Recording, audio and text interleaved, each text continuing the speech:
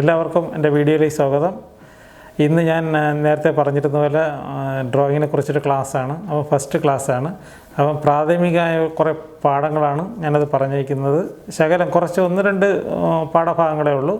അപ്പോൾ അത് നിങ്ങളെല്ലാവരും കാണുക, നന്നായിട്ട് പരിശീലിക്കുക. താല്പര്യമുള്ളവർ പരിശീലിച്ച ശേഷം അതിൻ്റെ കമൻറ്റ്സ് നിങ്ങൾക്ക് പറ്റുന്ന രീതിയിലുള്ള കമൻറ്റ്സുകൾ ഇടുക. നിങ്ങൾക്ക് കഴിയുന്നതും ആ കമൻറ്റ്സുകൾ ഞാൻ റെക്ടിഫൈ ചെയ്യുന്നതാണ് അടുത്ത വീഡിയോയിൽ. അതുകൊണ്ട് എല്ലാവരും ആ വീഡിയോ കാണുക. നമുക്ക് വീഡിയോയിലേക്ക് പോകാം.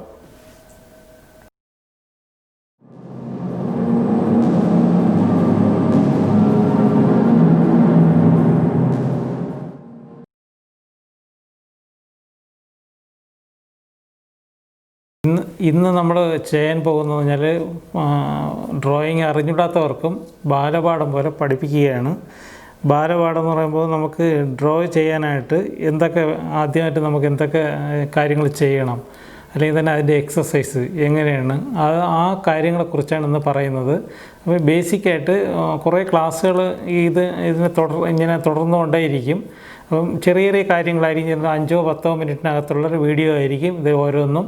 അങ്ങനെ ഇന്ന് ഞാൻ തുടങ്ങാൻ പോകുന്നത് ഈ ഡ്രോയിങ്ങിൻ്റെ ബാലപാഠം എന്നുള്ള നിലയിൽ അത് എന്തൊക്കെ മെറ്റീരിയലിൽ നമുക്ക് പെൻസിൽ വെച്ച് എങ്ങനെയെല്ലാം ആണ് നമുക്ക് വരകൾ സ്റ്റാർട്ട് ചെയ്യുന്നത്, എങ്ങനെയാണ് സ്ട്രോക്കുകൾ, പിന്നെ ഈ സ്ട്രോക്കുകൾ വെച്ചിട്ട് നമുക്ക് ഷെയ്ഡിങ്, അങ്ങനെയുള്ള കാര്യങ്ങളെക്കുറിച്ചാണ് ഇന്ന് പറയാൻ പോകുന്നത്. അപ്പോൾ ഇന്ന് ഫസ്റ്റായിട്ട് ഞാനിത് നമ്മളൊരു ഡ്രോയിങ് നമ്മൾ തുടങ്ങും. നമ്മളൊന്നും ചെറിയതായിട്ട് അറിയാമെന്നുള്ളവർക്ക് വലിയ പ്രശ്നം വരില്ല. പക്ഷേ അറിഞ്ഞൂടാത്ത ആൾക്കാർക്ക്, ആദ്യമായിട്ട് പഠിക്കുന്നവർക്ക് വളരെ ഉപകാരപ്രദമാകും. അതുകൊണ്ട് ഈ പറയുന്ന എക്സസൈസ് അതുപോലെ തന്നെ നമ്മൾ പരിശീലനം ഉണ്ടെങ്കിൽ നമുക്ക് ഭാവിയിൽ നല്ലൊരു കലാകാരനോ ചിത്രകാരനോ ഒക്കെ ആവാം. അതുകൊണ്ട് ഇപ്പോൾ ഞാൻ തുടങ്ങാൻ പോവുകയാണ്. ഫസ്റ്റിലെ ഉള്ള ക്ലാസ്സാണിത്. അപ്പോൾ ഞാൻ തുടങ്ങുകയാണ്. നിങ്ങൾ പേപ്പറിലേക്ക് ശ്രദ്ധിക്കുക. ഇത് സാധാരണ ഒരു ഡ്രോയിങ് പേപ്പറാണിത്. സാധാരണ കട്ടിയുടെ ഡ്രോയിങ് പേപ്പർ നമ്മൾ സാധാരണ കടകളിലൊക്കെ വാങ്ങാൻ കിട്ടുന്നതാണ്. അപ്പോൾ ഇതാണ് അതിൻ്റെ പേപ്പർ. അപ്പോൾ ഈ പെൻസിൽ എന്ന് പറഞ്ഞാൽ സാധാരണ നമുക്കിപ്പോൾ HB എന്ന് പറയുന്ന ആ സാധനം മാത്രം ഉപയോഗിച്ചാൽ മതി. നോർമൽ പെൻസിലാണ് HB, അത് ഉപയോഗിച്ചാൽ മതി. ഇതിൽ തന്നെ H മാത്രം ഉള്ളതുകൊണ്ട് H, 2H, 3H, 4H അങ്ങനെയുണ്ട്. അതുപോലെ തന്നെ B ഉണ്ട്. B തന്നെ 2B, 3B. അത് കൂടുതൽ ബ്ലാക്ക് കൂടുതലായിട്ട് വന്നുകൊണ്ടിരിക്കും.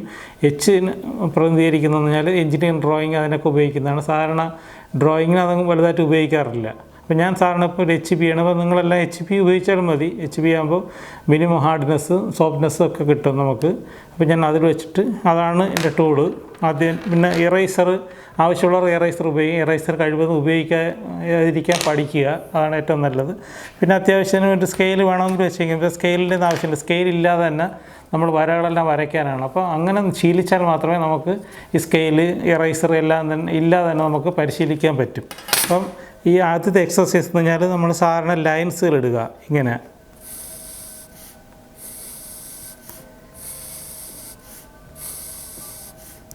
സ്ട്രോക്കുകൾ പല ഷേപ്പിലിടാം. ഏത് പൊസിഷനിൽ വേണമെങ്കിൽ നമുക്കിടാം. ഇങ്ങനെ വരച്ച് കുറേ വരയ്ക്കണം.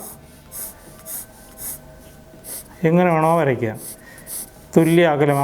ആദ്യമെല്ലാം നമുക്ക് വിചാരിക്കുന്ന സ്ഥലത്ത്, ഞാനിപ്പോൾ അത് പരിശീലനം ഉള്ളതുകൊണ്ടാണ് ഞാനിങ്ങനെ വരയ്ക്കുന്നത്. നിങ്ങൾക്ക് ഇങ്ങനെ വരയ്ക്കാൻ കഴിയില്ല. ഇത് കുറേ നാൾ നമ്മൾ പരിശീലിച്ച് കഴിഞ്ഞാൽ, കുറേ സ്ട്രോക്കുകൾ ഇട്ട് കഴിഞ്ഞാൽ ഓട്ടോമാറ്റിക്കായി നമ്മുടെ കൈ ഇങ്ങനെ പോവുള്ളൂ. അങ്ങനെ ഈ ലൈൻസുകൾ ഇങ്ങനെ ഇട്ട് പഠിക്കുക. ആദ്യമെല്ലാം നമ്മളിടുമ്പോൾ ഇങ്ങനെയൊക്കെ തിരിഞ്ഞും മറിഞ്ഞുമൊക്കെ പോകും. പക്ഷേ പിന്നീട് നമ്മളത് ശരിക്കും പ്രാക്ടീസ് ചെയ്യുകയാണെങ്കിൽ നമുക്കിങ്ങനെ ഇത് കുറേ 2-3 ദിവസം ഇത് പരിശീലിക്കുക. ഇങ്ങനെയുള്ള ലൈൻസുകൾ കുറേ പേപ്പർ എടുക്കുക, ഇങ്ങനെ വരയ്ക്കുക. അടുത്തതായി ഇത് കുറേ തവണ, ഒരു 10-20 തവണ ഉപയോഗിക്കുക. ഇങ്ങനെ വരയ്ക്കുക. വരച്ചതിന് ശേഷം പിന്നെ ഇതിൻ്റെ ക്രോസ് ലൈൻ ഇടുക. അപ്പോൾ ഇങ്ങനെ വരച്ചിട്ട് ഇതിന് ക്രോസ് ലൈനുകൾ ഇടുക.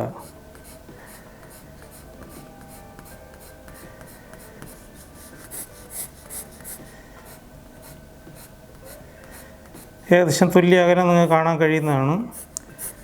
ഇതുപോലെ നമ്മൾ പരിശീലിക്കുക. കുറേ വരയ്ക്കണം.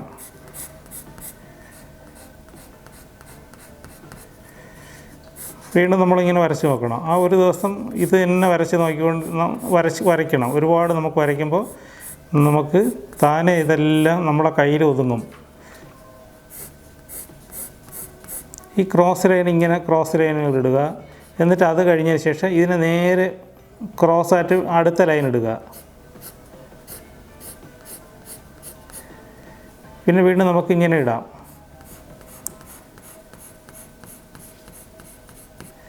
ഇങ്ങനെ ലൈൻസുകൾ,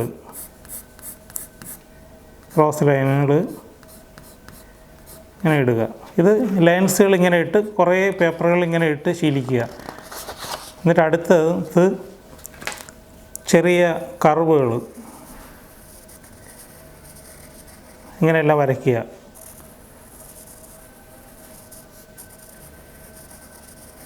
അപ്പോൾ ഇത്രയും നീളത്തിന് വരയ്ക്കണമെന്നില്ല, ഇങ്ങനെ വരച്ചാലും മതി. ഇങ്ങനെ വരച്ച് സർക്കിളെല്ലാം നമുക്ക് പിന്നെ രണ്ടാമത് ഇങ്ങനെ ചെയ്ത് കഴിഞ്ഞാൽ നമുക്ക് സർക്കിളെല്ലാം വരയ്ക്കാൻ എളുപ്പമായിരിക്കും.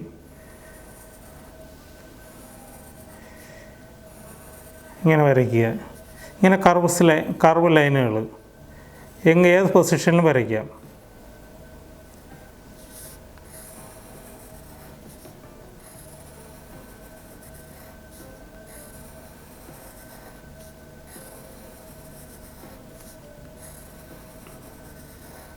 വേവ്സ് ഇത് നമുക്ക് ഡ്രോയിങ്ങിൽ ഇതെല്ലാം ഇത് പഠിച്ചു കഴിഞ്ഞാൽ നമുക്ക് ഓരോ ഭാഗങ്ങളിൽ നമുക്ക് ഉപയോഗിക്കുമ്പോൾ ഈ ഒരു മെത്തേഡ് നമുക്കവിടെ ഉപയോഗിക്കാൻ പറ്റും. ഇത് തന്നെ ഇങ്ങനെ വരച്ച് കഴിഞ്ഞാൽ സർക്കിള്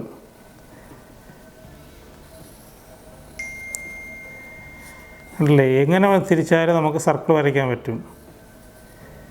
അതുപോലെ അടുത്ത സർക്കിൾ ഇങ്ങനെ വരയ്ക്കുക. ചുമ്മാ ചെറിയ പേപ്പറുകളിലെല്ലാം വലിയ നല്ല പേപ്പർ വാങ്ങണമെന്നൊന്നുമില്ല, ഡ്രോയിങ് പേപ്പർ തന്നെ വാങ്ങണമെന്നില്ല. സാധാരണ പേപ്പറിൽ നമുക്കിത് പരിശീലിക്കാൻ ചെയ്യാവുന്നേ ഉള്ളൂ. ഉപയോഗിച്ച നോട്ട്ബുക്കുകളൊക്കെ നമുക്കിതിന് ഉപയോഗിക്കുക. സർക്കിളുകൾ ഇടുക. ഇത് കുറേ പേപ്പറുകൾ നമ്മൾ സർക്കിളിട്ട് ശീലിക്കുക. നല്ല പരിശീലനം വേണം. ഈ നമ്മൾ ചിത്രകലയ്ക്ക് ചിത്രകല ഇത് വലിയ ചിത്രകാരനൊക്കെ ആവണമെങ്കിൽ ഇതുപോലെ നല്ല രീതിയിൽ പ്രാക്ടീസ് ചെയ്യണം. പ്രാക്ടീസ് ചെയ്ത് നമുക്ക് ഒരു കലയും നമുക്ക് പഠിക്കാൻ പറ്റില്ല. ഏത് പ്രൊഫഷണലായാലും നമ്മൾ നല്ല പ്രാക്ടീസ് ഉണ്ടാവണം. ആ പ്രാക്ടീസ് പക്ഷേ നമുക്കത് അപ്ലൈ ചെയ്യുമ്പോൾ ആരും അതറിയത്തില്ല, ഇതെങ്ങനെയാണ് കണ്ടെത്തിയെന്ന് അറിയത്തില്ല.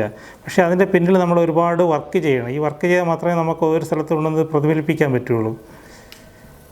ഉണ്ടല്ലേ, ഇതെല്ലാം ഞാനിങ്ങനെ അപ്ലൈ ചെയ്ത് ഇപ്പോൾ റൗണ്ടുകൾ വരയ്ക്കുകയാണ്. കുറേ വരയ്ക്കുക ഇതുപോലെ. അടുത്തത് ഇങ്ങനെയുള്ള ത്രികോണം, ചതുരം. ഇത് ഇവിടെ 90 ഡിഗ്രി വരത്തക്ക രീതിയിലായിരിക്കണം നമ്മൾ ഇത് ചെയ്യേണ്ടത്. റെക്റ്റാങ്കിൾ,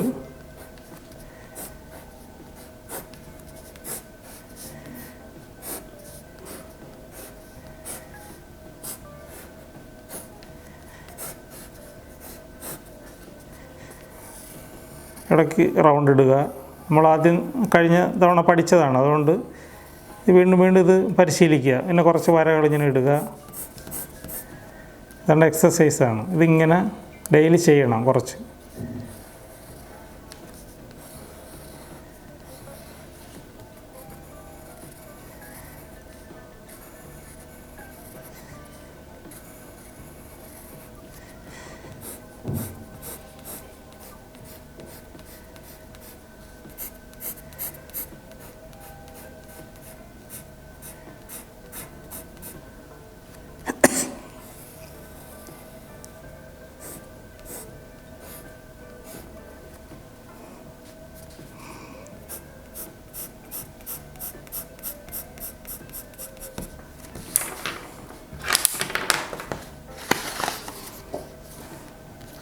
ഇനി അടുത്ത രൂപങ്ങളാണ്. ഈ ഞാൻ ഇപ്പോൾ വരച്ച സാധനങ്ങൾ തന്നെ നമുക്ക് സംയോജിപ്പിച്ച് നോക്കാം. ഒരു സ്ക്വയർ വരയ്ക്കുന്നു, അതിൻ്റെ അടുത്ത് ഹാഫ് സർക്കിള്, താഴെ ഒരു വര,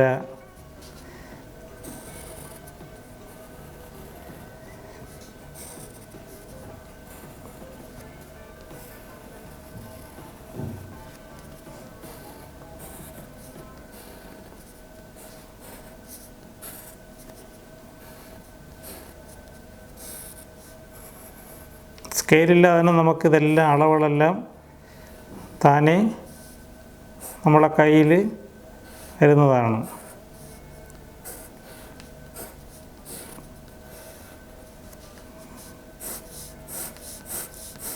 ഇന്ന് ഈ ഒരു ക്ലാസ്സാണ് ഇന്ന് ചെയ്യുന്നത്. ഇത് നിങ്ങൾ ശരിക്ക് ചെയ്യുക. ചെയ്തിട്ട് അടുത്ത ഒരു ക്ലാസ് ഒരാഴ്ചയ്ക്കകം അടുത്ത ക്ലാസ് ഉണ്ടാകുന്നതാണ്. അപ്പോൾ നിങ്ങളത് കാണുക. അപ്പോൾ ഇന്ന് ഈ ക്ലാസ്സിലൂടെ വൈൻഡപ്പ് ചെയ്യുകയാണ്. അപ്പോൾ നിങ്ങളതെല്ലാം തന്നെ പരിശീലിക്കുക. പരിശീലിച്ചതിന് ശേഷം അടുത്ത ക്ലാസ്സിൽ നിങ്ങളെ കമൻസ് എന്തെങ്കിലും ഉണ്ടെങ്കിൽ കമൻസ് അറിയിക്കുക. എന്നിട്ട് ആ കമൻസുകൾ ഉൾപ്പെടുത്തിക്കൊണ്ട് അടുത്ത ക്ലാസ് നമുക്ക് ചെയ്യാവുന്നതാണ്.